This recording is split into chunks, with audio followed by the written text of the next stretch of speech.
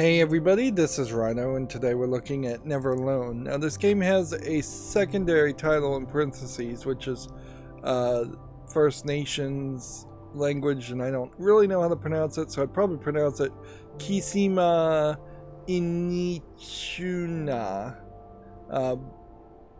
But that is coming more from kind of knowing how to pronounce Japanese more than how to pronounce First Nations. So I say First Nations because it is my understanding, and I'll stick with First Nations, that the word Eskimo was never used by the people you think of when you think of Eskimo. It is just a insulting, dismissive word that, for lack of a better term, colonizers, white people, have always used to describe what I think are several different tribes that are not really connected that much, in the same way that we say Native Americans, but in reality there was many different tribes of Native Americans in what would become the United States that were warring with each other quite often and very separate. And honestly, I'm not 100% sure that Eskimo isn't closer to like Redskin than it is even Native American. And I imagine Native Americans might also want to use First Nations as a descriptor, or want to be described by their specific tribe too, Apache, Comanche, things like that. But we will potentially learn more, hopefully, while playing this game. I wanted to play Never Alone for a very long time, but weirdly, the thing that makes it interesting also makes it kind of difficult to justify as a content creator.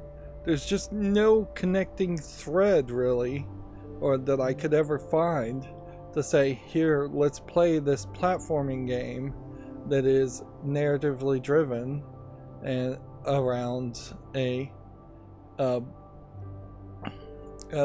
First Nations girl.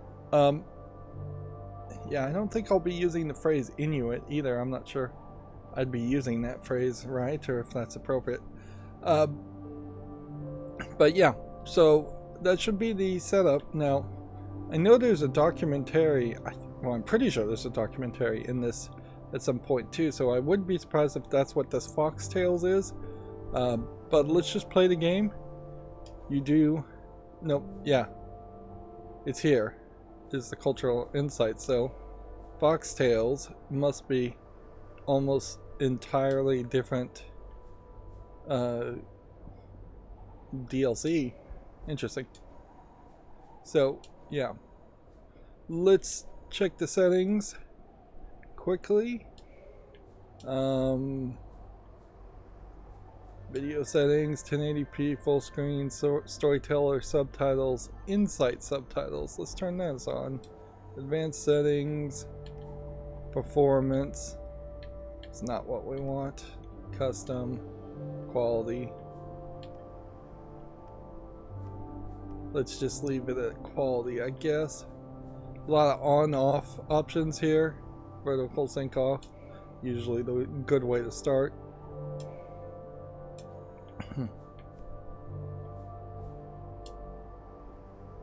So yeah, we'll turn on the cultural insights.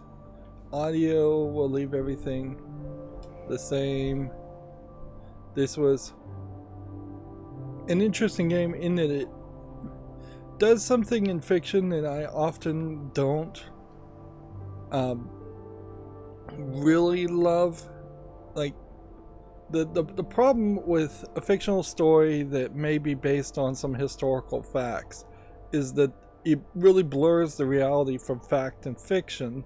So even in playing this game, even in seeing the cultural insights, I can't 100% trust everything that's being shown and said as being considered accurate.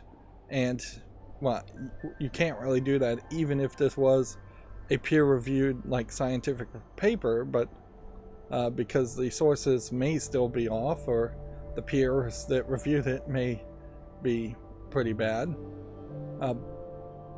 But yeah, when you have that fictional aspect, that just adds a whole nother layer to it. It's very much like watching the movie 300, where there is a lot in 300 that might inspire you to go learn more and be accurate around the Spartans, but you can't really take the movie 300 as fact, nor can you take the, I believe it was a manga book that 300 was based off of, as fact. Let's see. Languages. I would be interested to see if there is a option here for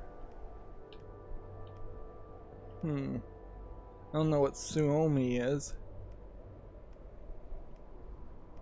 Yeah, doesn't, unless Suomi is a First Nations language, it doesn't seem like there's a default menu option there, but I bet we do hear some of that.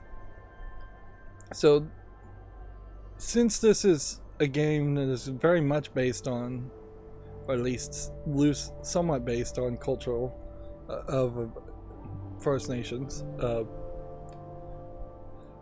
tribes, we probably should watch the cultural insights to start with.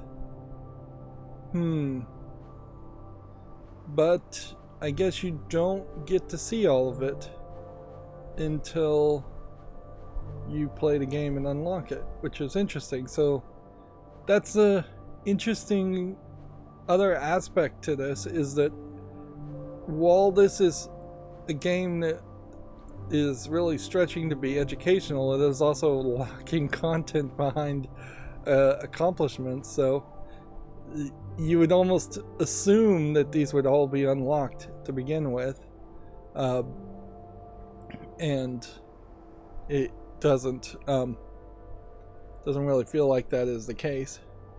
There is another aspect that I think maybe I personally suffer from, is that I've always seen a lot of First Nations characters as being fairly high in the fat content, because as far as their body types, because obviously they'd be in the snow and they'd need that extra temperature. But I think some of that definitely is exaggerated to an extreme by just the fact that they're wearing many layers and thick furs and clothing to maintain their warmth. And in all fairness, that kind of dress is only really necessary if you're outside and don't have heaters and modern conveniences, which probably First Nation people these days do have all of that.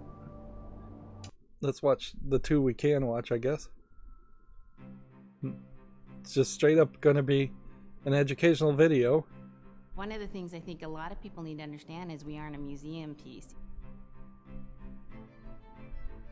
The Iñupiat people are a living people and a living culture. Even though we're in northern Alaska, which covers this vast area from Nome all the way over the Canadian border, is that there's this extreme value of interconnectedness and interdependence. It's a hunting society, a gathering society from thousands of years. This is what creates our culture. That special relationship between humans and the natural world and the animals, and that it teaches you how to have a society that doesn't do too much harm to the world. Love and respect for nature, for one another, for our elders. Very, very fundamental value, key to life. Our values are something that bind us all. The importance of sharing with one another, the importance of spirituality, and the connection to the land, our traditions, how we hunt, sharing of stories and songs and dances. I'm Iñupiat. I'm from the Arctic Ocean. I am Iñupiat. It's very important to me. It's who I am as a person. And we're very part of who we are, and we want to continue that.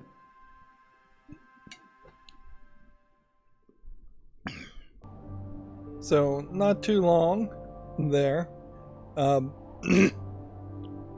Really just setting things up. Notice that everybody being interviewed there are calling themselves Iñupiat, which I'll try to use that phrase and just assume that that is the case here. I imagine there are other First Nation tribes, but it would kind of make a lot of sense that if you were making this game, you might make it about your own tribe. And yeah, there's a couple interesting things I thought of there. It's just I would love to see a long-term study on the diet of eating probably a lot of meat and a lot of fat from living up so close to the North Pole, and how the genetics of the Iñupiat people have perhaps evolved or adapted to such a high fat and high red meat diet.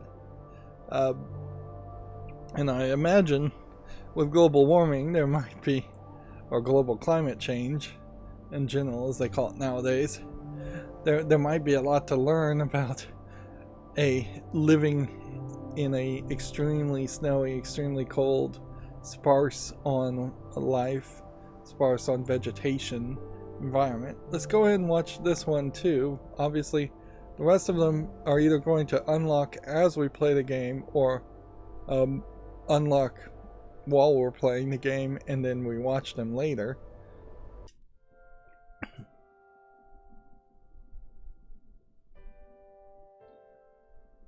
It'd be busy, busy, busy all through the day. You get up and you just go right to work, right to work. There was always something to do. There was never any idle time. The only idle time we had was after we eat and before we go to bed. One of the older people would be relaxing, laying down there and saying, it'd be really nice to hear a story. And then just organically, someone would just start telling a story. Storytelling for the Iñupiat people is very important because it not only created that sense of community, but is a way to pass on wisdom to the next generation. It was like TV, It was just like, it was as good as any movie you've ever seen. And the storyteller told it so clearly that it was just as powerful as any of the greatest movie blockbusters you've ever seen. There was a reason behind the stories that we were told because they held traditional knowledge. They held things that we might need to know in life, whether it was about how to find food or how to survive, or it was about well-being and the importance of connecting with people and being a good member of the community. We all do stories. We all live in stories. We all tell stories to our friends. And they need to be told. They need to be heard.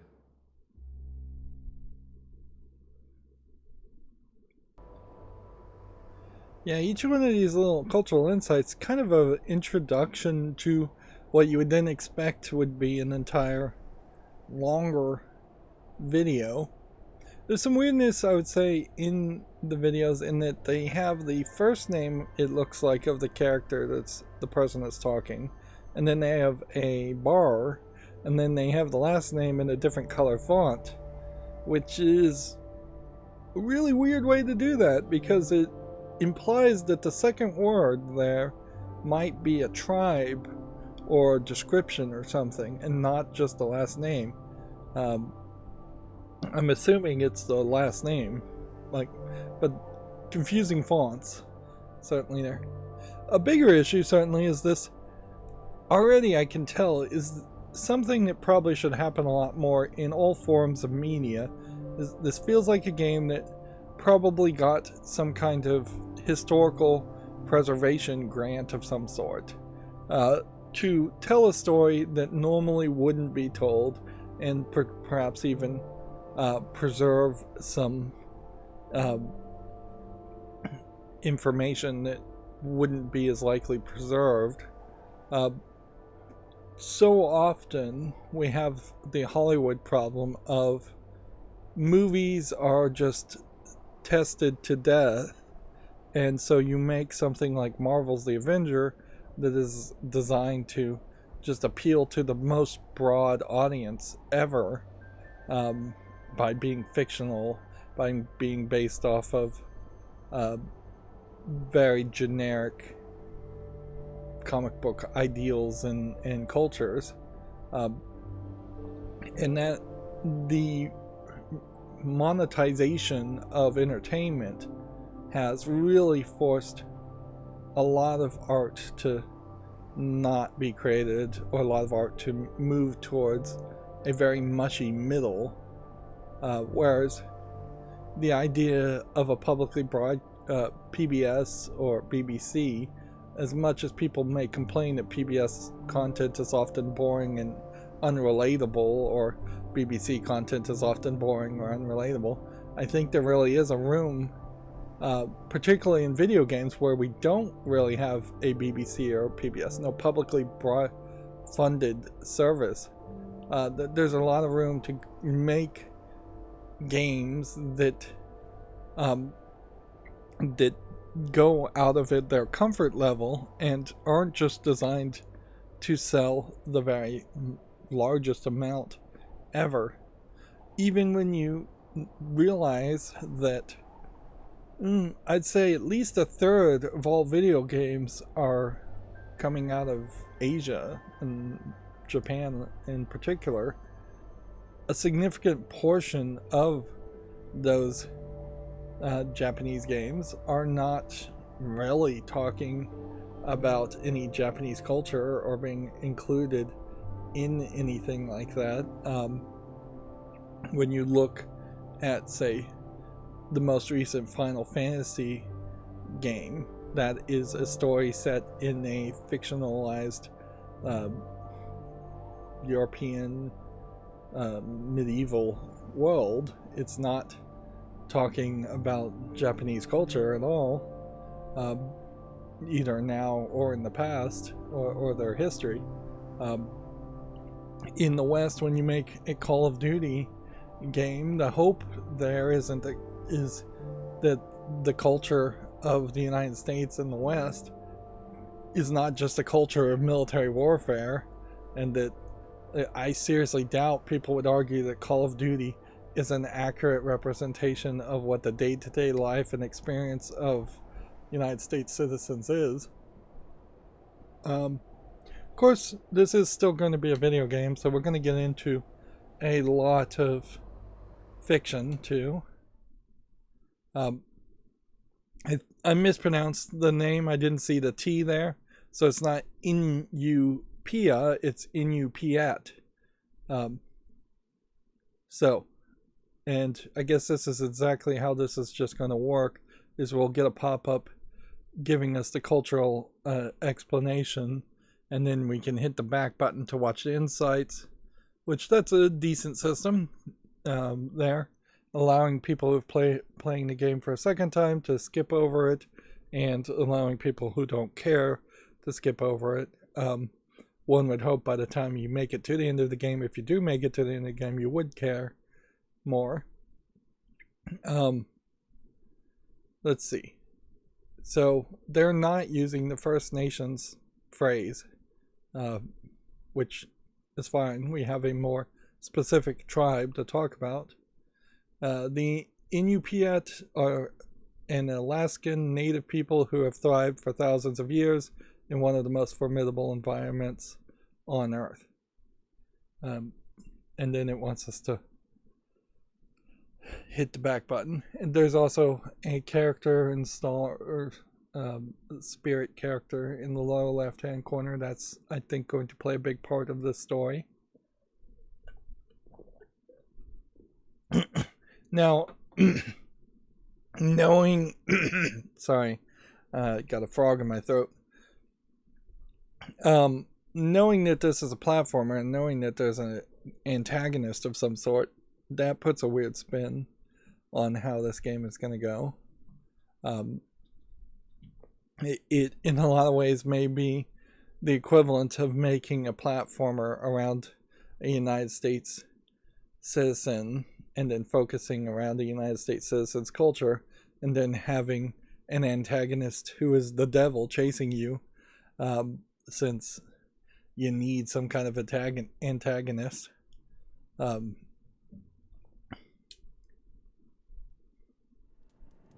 Unip kako te aksipin. Dala ni rakan nasuk unip kak to kawi rakama. Nibe akse akarualu ko inyo ni akaniksok ang ayukaga menye. Sumitema. Nibe akse akarualu kamu ni alatuneksak. Asi surakal labluni supayanik.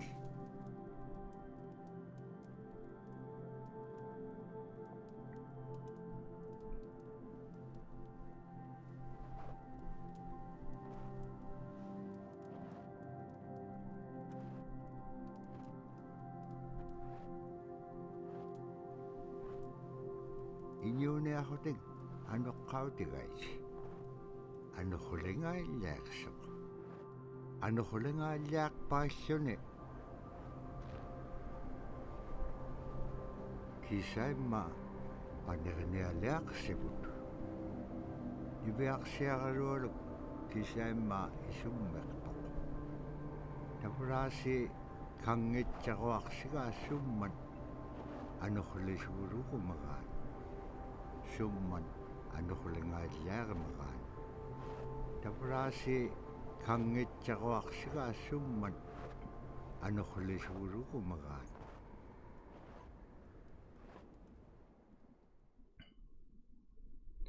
So we immediately get a new insight of Scrimshaw,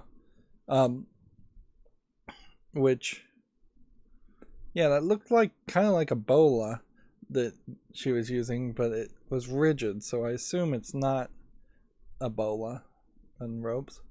And I'm slightly interested to see why they wouldn't have had sleds to drag the carcasses while they were hunting, but maybe they didn't. That's just artistic thing. There's definitely something I've noticed about most First Nation languages is that it definitely feels like it's a culture where they probably didn't have a lot of dental care, and yeah, if you're eating a lot of meat that hasn't been butchered and processed, you're going to hit a lot of bones.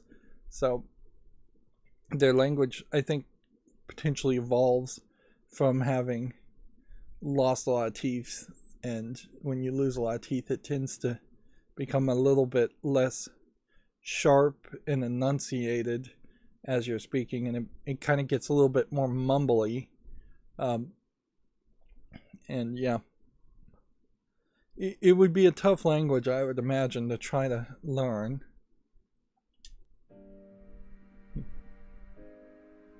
So scrimshaw is this really beautiful method of art that's done either on baleen or ivory. That's probably and for an older traditionally it was used generation. to tell stories. You can see these people have pretty decent teeth and are enunciating a lot better in English. Caribou hunting was taking place. This is what was going on. War began around this time, and so it sort of gives you a timeline of history through etching. An elder or the person who carved it would literally be able to read the scrimshaw story. They're like reading a book, in a way. A lot of the storytelling traditions would be things that after the storytelling was done, we'd just rely on the next person telling it. And so scrimshaw is a very important way for Alaskan Native people to record their history.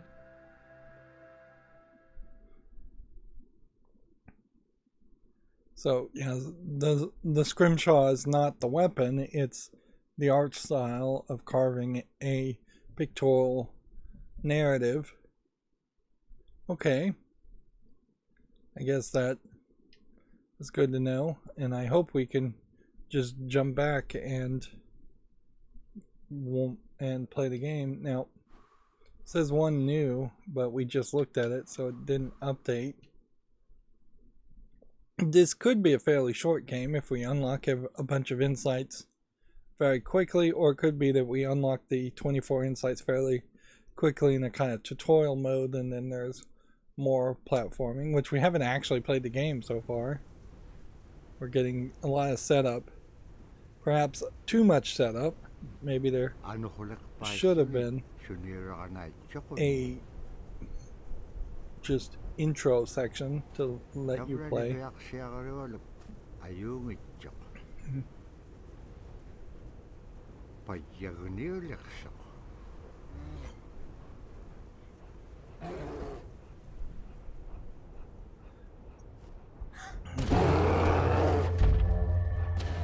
So here's our tutorial, which we're running.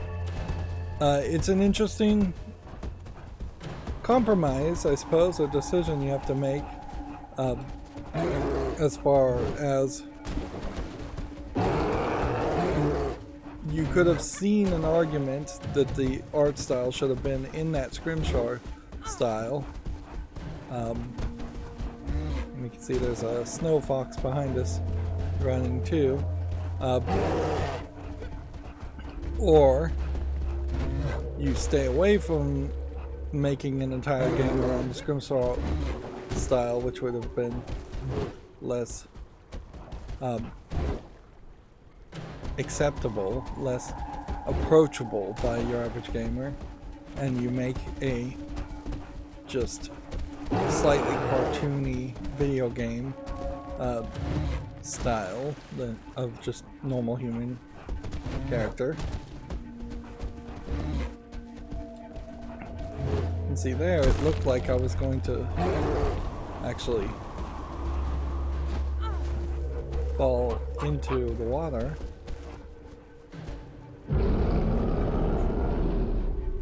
Let's see, that's weird. The snow fox, even in this cutscene where I get shoved by a bear, which let's just say for the moment that a little girl would survive being shoved by a bear, when in reality I think you would probably be so severely bruised internally and externally if a bear shoved you with its paw that you wouldn't survive as a little girl. They are, most animals have way more muscle mass and way more weight than a human does. So what might look like a gentle shove from a gorilla or a bear to another gorilla and bear is more than enough to severely injure or kill a human. But my main concern here is that the snow fox there just clipped right through the bear, and even if it was supposed to be a magical snow fox, which I think it is, it should have had some magical effect going through a bear. As far as co-op mode, then we can, if we had a second controller plugged into a computer, which doesn't happen too much, we could press A and play as the fox, and even press Y to switch to the fox in single player mode. So I don't think the instructions are being particularly clear here, but I think for single player mode what they're telling me to do is press Y. Okay.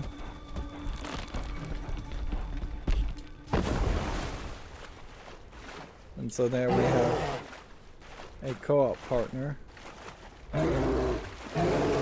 character who just saved the day.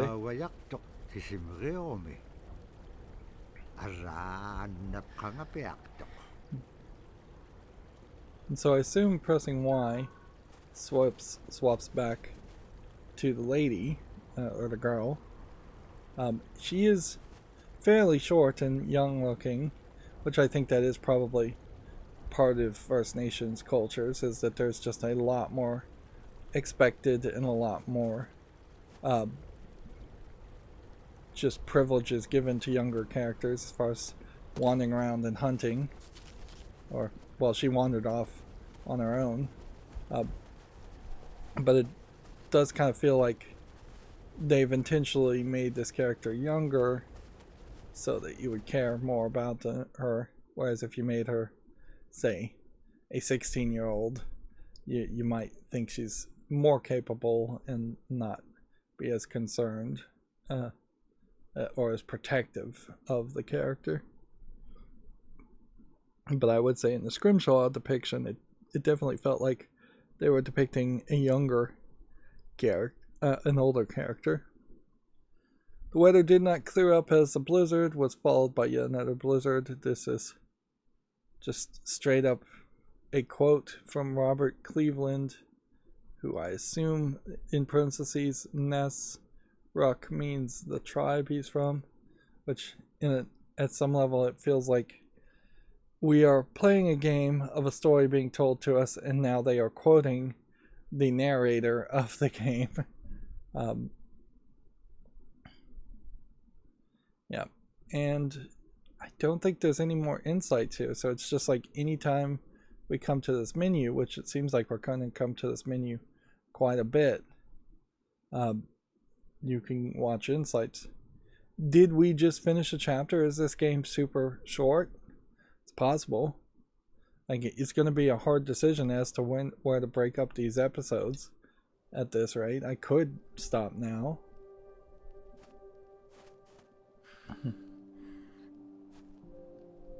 She's weirdly not wearing any kind of snowshoes.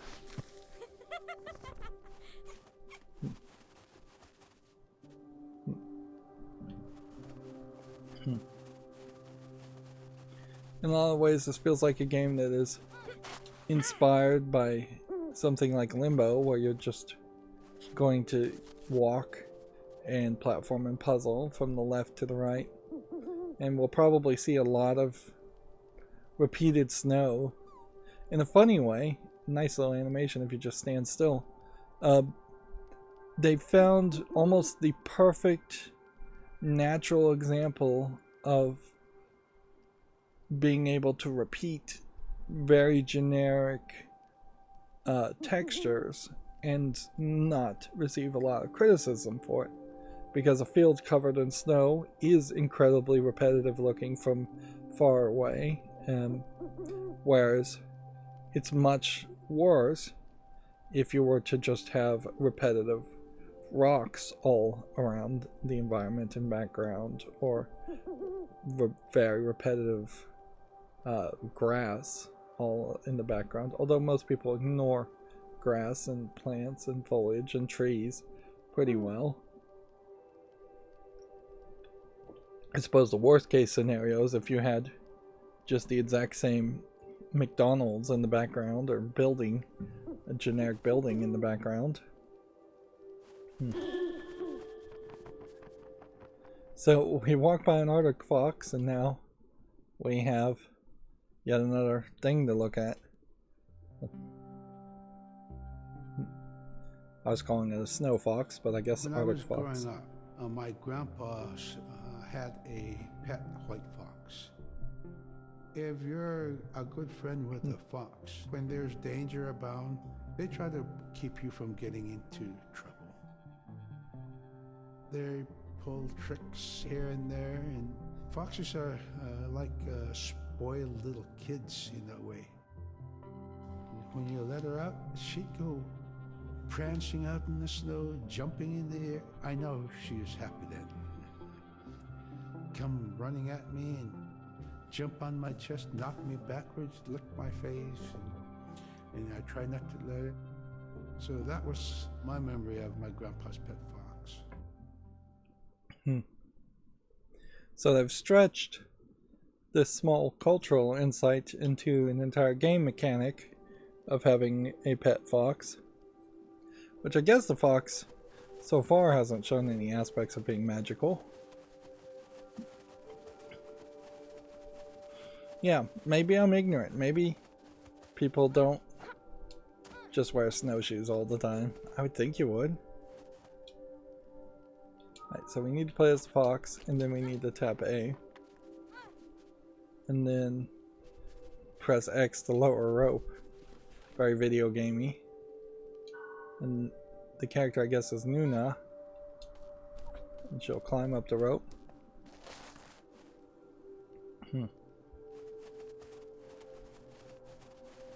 Probably, it might just be a video game thing that it doesn't look as good if the character is always wearing snowshoes.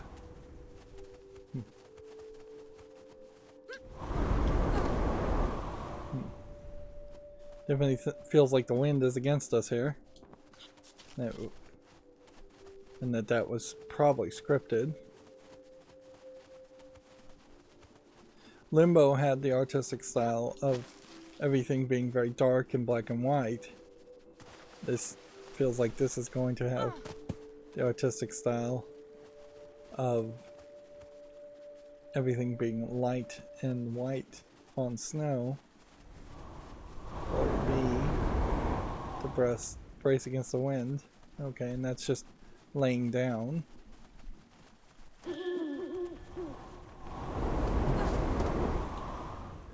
And there, the wind knocks us down as we're being prompted to watch yet another cultural insight. The other thing about Limbo, I would say, is that there's not a lot of story that's told to you. You have to infer and interpret most of it, and you really can only do that after you've beaten the whole game.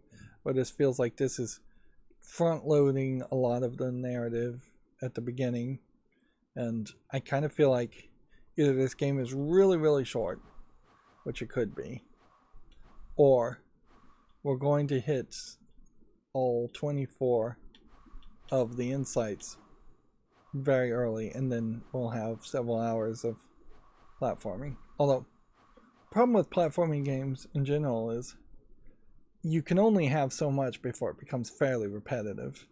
There's only so many different ways you can present a challenge in a platform. Caribou was...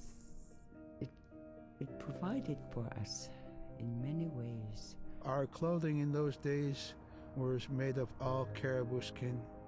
I grew up wearing caribou pants, mittens, caribou skin mattress, blankets. Some people had boots that were made with wolf leggings, sealskin sole bottoms. Baleen was shaved to make insoles. They kept us quite dry and warm as well. But the caribou skin clothing was the best. We would get as many yearlings as we could for our outer clothing. And for a heavy winter, we would get caribou in February or March because the hair was the longest and the skin was the thickest, and we would use those for our winter gear. With that stuff on, you could sleep outside in 50 below and it wouldn't bother you a bit. It's very interesting to see how there's these older people being interviewed and how they have pretty much evolved their culture in a generation or two, because as they're being interviewed, they are in buildings, they're wearing regular clothing, or what would be just your standard Western United States clothing. It is almost certainly a case that their culture is evolving, if not potentially dying, as everything becomes easier and more modernized, and more of an amalgamation of just what is made globally, commercially for people, whereas caribou clothing would probably have been made by a single person.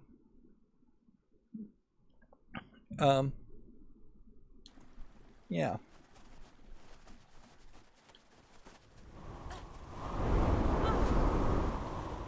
It seems like you could slide pretty easily here, and I don't know how much of that I really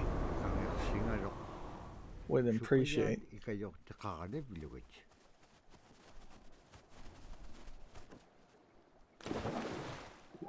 Oops. gonna die a few times, I can tell. Kangersingarok.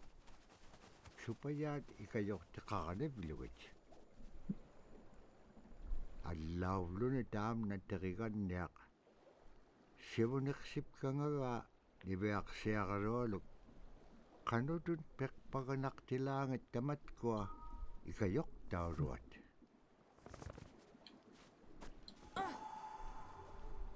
The fox. He wanted me to play as the fox and then move the fox onto these floating platforms.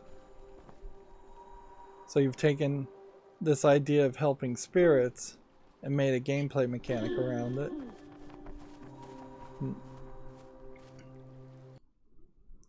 Yeah, and we have a new word here, seal. Silha, it's in like an upside down I don't know how you'd pronounce that letter.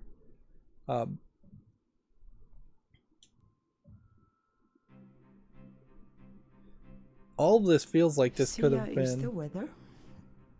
It also means the atmosphere. Easily could have been just like put on TV as a 30-minute documentary. Into the moon, the sun, the stars.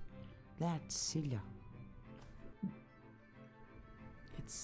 It's a very spiritual, and we have a relationship with Silla. Silla has a soul in the same way we do as people, in the same way animals do. I think spirit helpers in and of themselves are really about how we're connected with things. And so it may be that there is a spirit helper that shows themselves as a bird to show you the way home, or it may be a spirit helper that actually decides to show themselves with the face and body of a man instead of their animal form. And so I think one of the things that's hard to understand is that it's not one way of seeing things, it's one way of knowing you're connected to everything. We've always had that spirituality of everything around us. It's the interaction you have with the air you breathe, the ocean that you gather resources from, the rivers from which you gather fish, the tundra from which you pick berries, the animals that give themselves. It's all of that.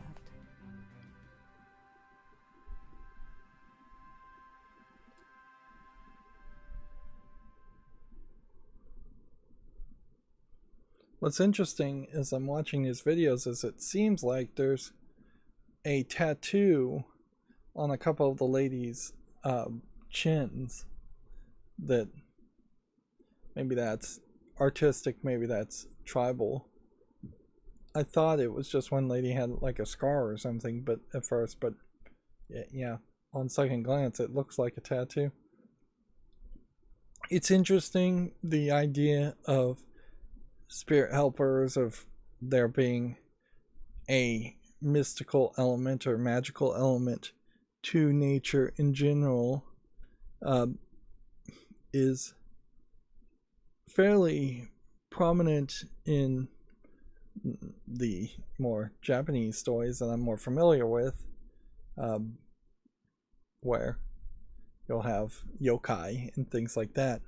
But I guess that's probably not that strange. I imagine that's generally the idea of a lot of Asian cultures in general, and it is believed certainly that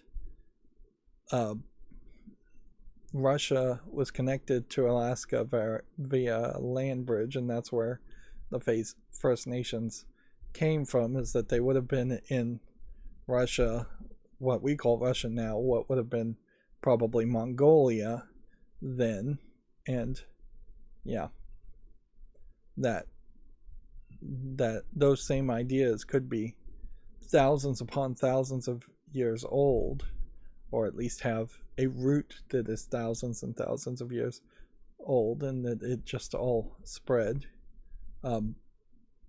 Whereas the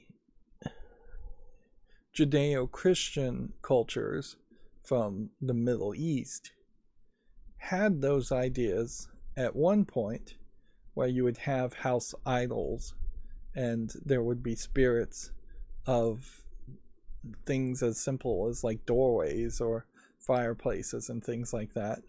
And even that would in part go to like Greek pantheon, and there would be specific gods of the Greek pantheon for hunting and things like that, and that the gods would often appear as animals. Zeus appearing as a swan in one story comes to mind, but from the Judeo-Christian cultures, once Christianity came into place and Judaism came into place, I guess Judaism first, there having no other gods before me and not allowing for idols really killed off that idea and unified it at least into the idea that if there is a spirit that would come to help you, it would have been an angel from Yahweh, from God, and nothing else. So any more creative or slightly different interpretation was just absolutely crushed as an idea and disallowed, and it would just be considered blasphemy. So you effectively have a split in the world right down on the Middle East, where you have Eastern cultures that have roots to believing in lots of mysticism and lots of characters, and then you have Western cultures that move and force any thoughts of mysticism into a single god and his angels and workers. And you would easily mistake that the First Nations, Alaskan people, were more part of that Western world, but really they are descendants from Asians.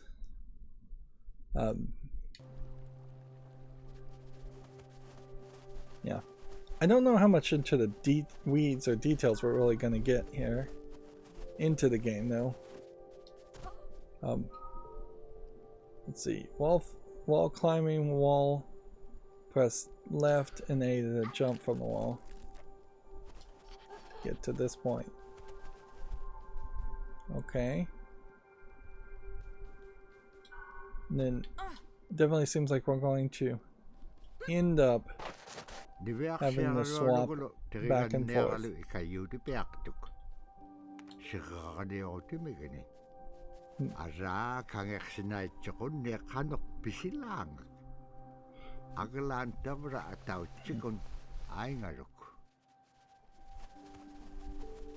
So when you have a game where you have two characters and you really do need to not immediately just assume everybody's going to play co-op, and that in part revolves around not needing the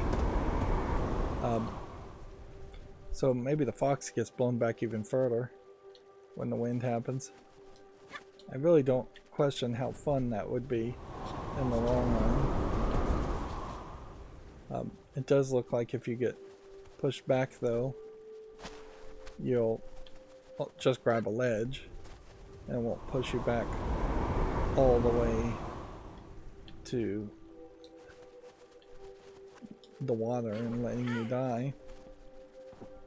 I imagine we'll probably find a wind spirit, and that'll be our first challenge, is to convince the wind spirit to stop blowing on us, so we stop running into that problem. Interesting. And now the fox can crawl. Like, the thing you don't want is for I just got an achievement, first achievement in the game, which maybe that indicates we're making some actual progress. You don't want to like swap to a character and then have to swap to a character again and then have to swap to a character and just go back and forth. You want to, when you approach a challenge, swap to a character, solve that challenge, and then in the process maybe of solving that challenge you swap once, and then the next challenge will be the character you're already on. So this for example, is a fox challenge to start with, although it kind of feels like almost all the challenges are going to be solved by foxes input first. So ideally I would like to see a skill that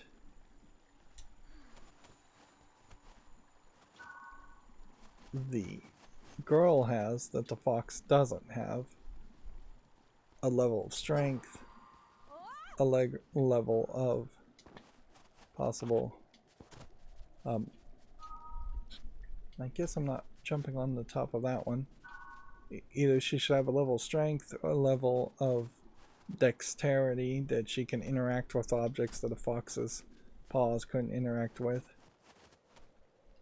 I think what we'll do 7, 14, 21, yeah, I think we'll go one more video here and then in the episode, like, we've gone about 50 minutes and that would be a nice point to stop. Almost certainly I would think this would have been a documentary that played on TV. We built snow houses. In Canada they call them igloo, but here in Alaska we call them apuya. We do a day of travel and then we'd make a apuya. The next day my father would set traps, spend the day there, rest the dogs, give them something to eat, and then the following day we continue to the next place. We'd go to my dad's sister who had a house at Dubarg. They had a small sod house over there. We didn't have to do anything. We just visit with them, and my dad and his sister were glad to see each other, and they'd talk away while us kids played outside or go to sleep. By the time we get back to our home, my father would leave us with our aunt or with my grandmother, and then he'd start on his trips and go check his trap line. We were not into 8 to 5 kind of time, you know. We're in a total different kind. We're in ecological time.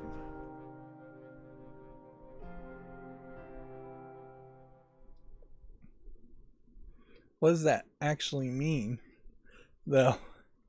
These are such short clips. It's like, what is we weren't into an 8 to 5 time, we were in an ecological time mean? Yeah. Like, explain that a little bit better. Does that mean you would stay awake for 48 hours and then you'd sleep for 48 hours? Does that mean that you're in a mindset of, instead of thinking of days of like 8 to 5 in 8 in the morning, 5 in the evening, or you instead thinking of seasons or years on a larger time scale? Like, it feels like these cultural insights needed the interviewer, who obviously is being cut out here. The way you see these videos, it's often done that way. There's some interviewer behind the camera asking questions, whether it's an intern or a director or whoever, but that interviewer gets cut out because they're not important to the they're not a character in the narrative per se. But in this case, the interviewer really needed to push back and say, what does that mean? Can you explain that more in depth? These insights have been chopped down to be incredibly short. Probably because they didn't really know how they were going to present them in the actual game. Because I could see like these insights straight up just being projected on the skybox in the background. I could see them being audio only to the game, and in those instances you probably would want it to be a much shorter aspect. But once it goes full screen, once that has the full attention of the viewer, I would say it should be maybe a little bit longer. But I also don't really think it's necessary to have had the idea of the cultural insights even broken up into 24 sections. It honestly feels like there should have been one long 30-minute or more video at the very beginning of the game, just trying to set the foundation of understanding where this game is coming from and what culture it is pulling from. And so far as the actual game, I'm not sure if you really even need that much of an insight, because gamers in general understand the idea of foxes and platforming. So if I just went into this game blind, the spirits really wouldn't have been that weird of a thing, and I would have figured it out. It's also, I think, important to point out that my understanding of Canada is that it is almost completely empty.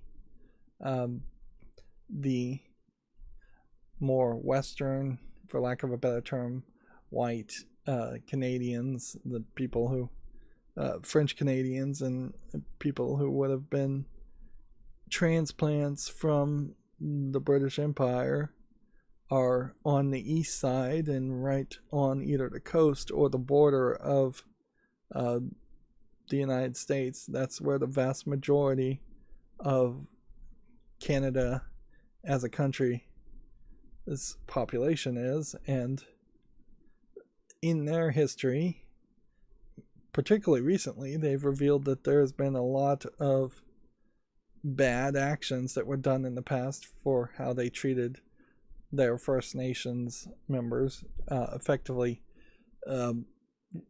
stealing children, putting them in these education schools to destroy the culture of the First Nation people and make them more like the, for lack of a better term, white Canadians. And then the schools have most recently had a huge scandal that they killed or let a lot of those kids that they stole. Cultural genocide is a phrase that not enough people really know it even exists, but it has happened in the past a lot, and it's happening even today, in which you have a ruling group of people taking a minority group of people and trying to actively, intentionally trying to destroy the culture of the minorities, trying to get them to speak the language and think the same way and have the same history. And that's where a game like this and other forms of media, to at least historically preserve old cultures, come into place. The United States has not really been any better. There's been plenty of attempts, often from missionaries and mostly Christian Catholic missionaries, where they force people to stop speaking their same their native language, stop believing the native religious beliefs in favor of Christianity.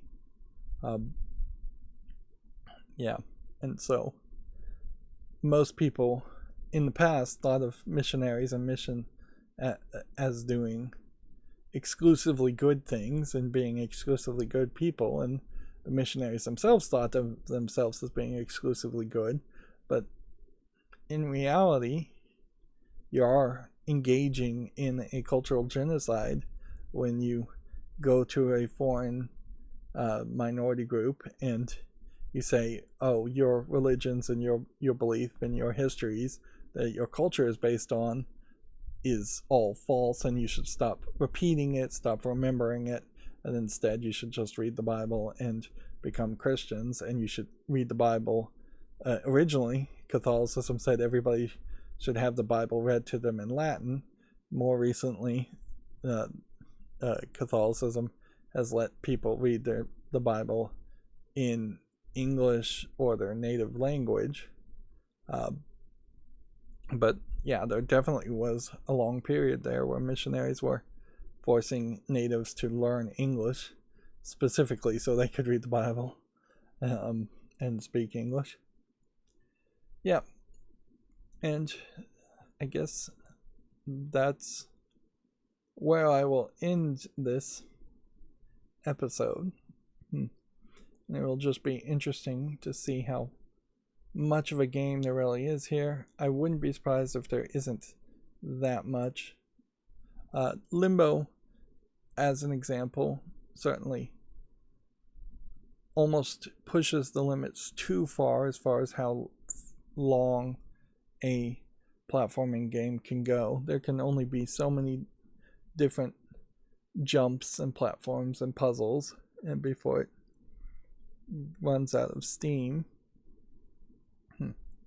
And I suppose, somewhat compare this game to the last game I just played, which was Dear Esther Landmark Edition, which is a remake of a mod that randomly generates the text of what you hear. So you'll hit a specific spot and you'll get a small monologue of 3 to 5 sentences, but the 3 to 5 sentences, as far as I could tell after playing a little bit off screen after finishing my recordings, the audio seems to be so random that it changes the meaning of the story, which honestly just highlights how terrible Dear Esther as a concept is, to not have any kind of artistic narrative creation there, and just instead make a word jumble game that randomizes the meaning. So yeah, I guess that's probably about as much as I'll compare it to Dear Esther, because there really isn't a lot of other things to say about Dear Esther. Anyways, I said I was going to end the episode. Let's end the episode. As always, I ask you to like, share, subscribe, comment, and watch every second of my videos. If you want to support me further, there's a link down below in the description box. Thank you for watching. Have a good evening.